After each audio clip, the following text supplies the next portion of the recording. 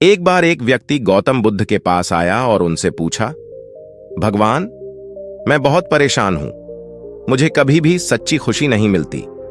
कृपया मुझे इसका रहस्य बताएं।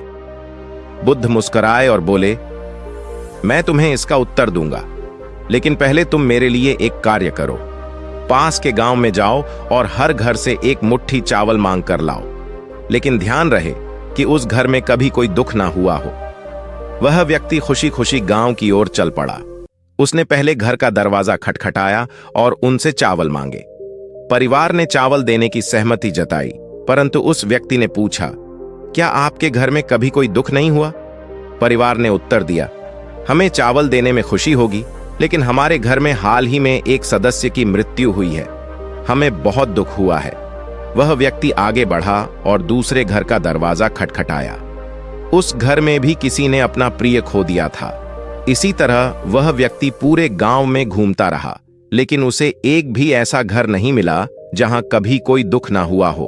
थक हार कर वह व्यक्ति बुद्ध के पास वापस आया और बोला, भगवान, मैंने हर घर में पूछा, लेकिन हर जगह मुझे किसी न किसी के दुख की कहानी सुनने को मिली। कोई भी ऐसा घर नहीं मिला जहां दुख न हो। बुद्ध मुस्कुराते हुए बोले, यही जीवन का सत्य है।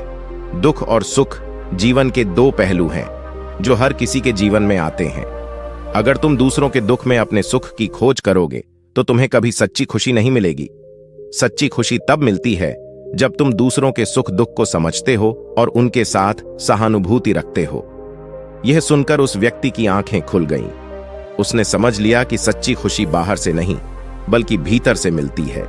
जब हम दूसरों के दुख को अपना दुख समझते हैं, तभी हमें सच्ची शांति और संतोष प्राप्त होता है।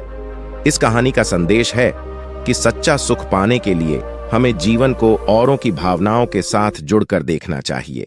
दूसरों के दुख को समझने और उनके साथ सहानुभूति दिखाने से ही हमारे जीवन में सच्ची खुशी और शांति प्राप्त होती है।